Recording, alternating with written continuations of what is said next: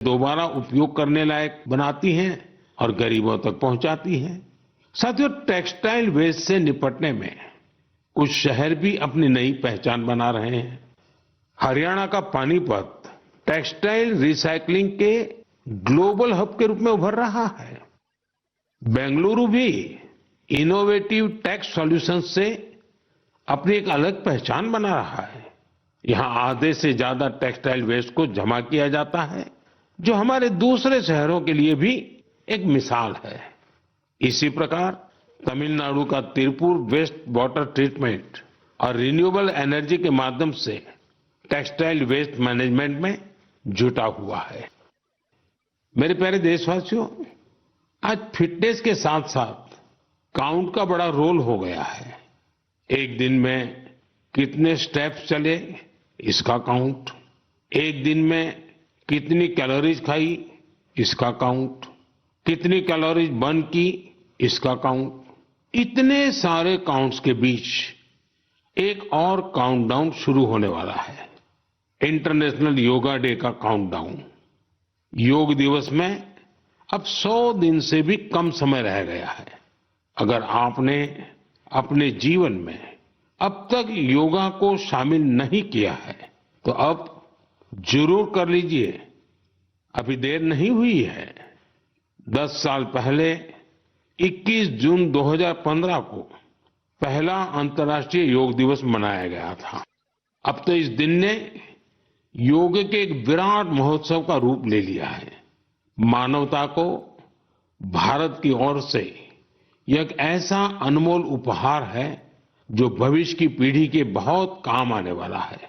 साल 2025 के योग दिवस की थीम रखी गई है, yoga for one earth one health, यानी हम योग के जरिए पूरे विश्व को स्वस्थ बनाने की कामना करते हैं। साथियों, यह हम सबके लिए गर्व करने वाली बात है कि आज हमारे योग और ट्रेडिशनल मेडिसिन को लेकर पूरी दुनिया में जिज्ञासा बढ़ रही है। बड़ी संख्या में युवा योग और आयुर्वेद को वेलनेस का एक बेहतरीन माध्यम मानकर इसे अपना रहे हैं। अब जैसे साउथ अमेरिका का देश चिली है, वहां आयुर्वेद तेजी से लोकप्रिय हो रहा है। पिछले साल मैं ब्राजील की यात्रा के दौरान चिली के राष्ट्रपति से मिला था। आयुर्वेद की इस पॉपुलैरिटी को लेकर हमारे बीच काफी चर्चा हुई थी। मुझे सोमोस इंडिया नाम की टीम के बारे में पता चला है। स्पेनिश में इसका अर्थ है वी आर इंडिया। यह टीम करीब 1 दशक से योग और आयुर्वेद को बढ़ावा देने में जुटी है। उनका फोकस ट्रीटमेंट के साथ साथ एजुकेशनल प्रोग्राम्स पर भी है। वे आयुर्वेद और योग से संबंधित जानकारियों को स्पेनिश लैंग्वेज में ट्रांसलेट भी करवा रहे हैं। सिर्फ पिछले वर्ष की बात करें तो उनके अलग अलग इवेंट्स और कोर्सेज में करीब 9,000 लोगों ने हिस्सा लिया था। मैं इस टीम से जुड़े सभी लोगों को उनके इस प्रयास के लिए बहुत बहुत बधाई देता हूं।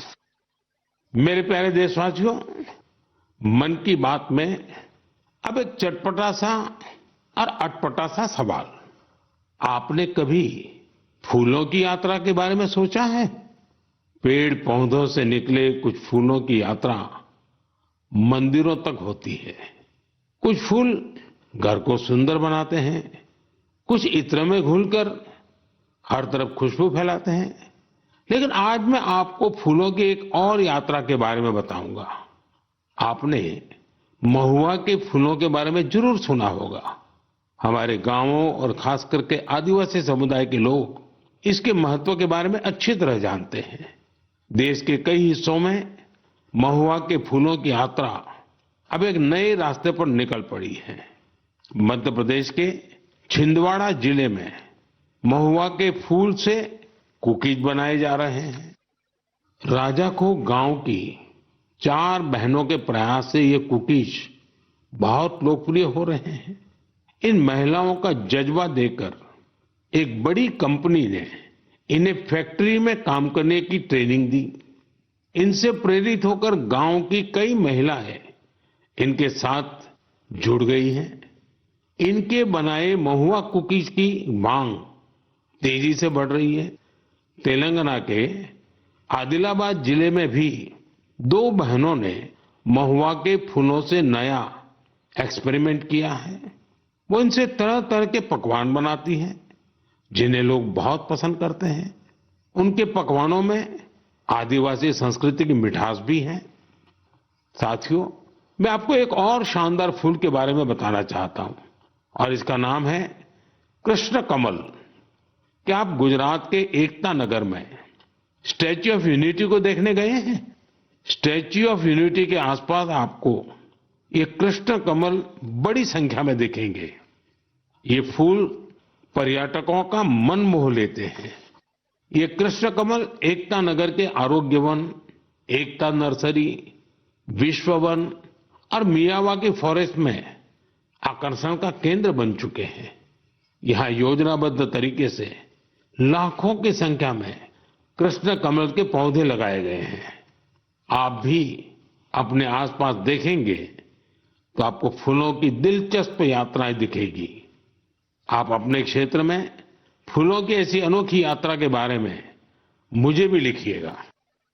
मेरे प्यारे साथियों, आप मुझे हमेशा की तरह अपने विचार, अनुभव और जानकारियां साझा करते रहें। हो सकता है आपके आसपास कुछ ऐसा हो रहा हो जो सामान्य लगे, लेकिन दूसरों के लिए वो विषय बहुत रोचक और नया होगा। अगले महीने हम फिर मिलेंगे और देशवासियों की उन बातों की चर्चा करेंगे जो हमें प्रेरणा से भर देती हैं। आप सबका बहुत बहुत धन्यवाद। नमस्कार।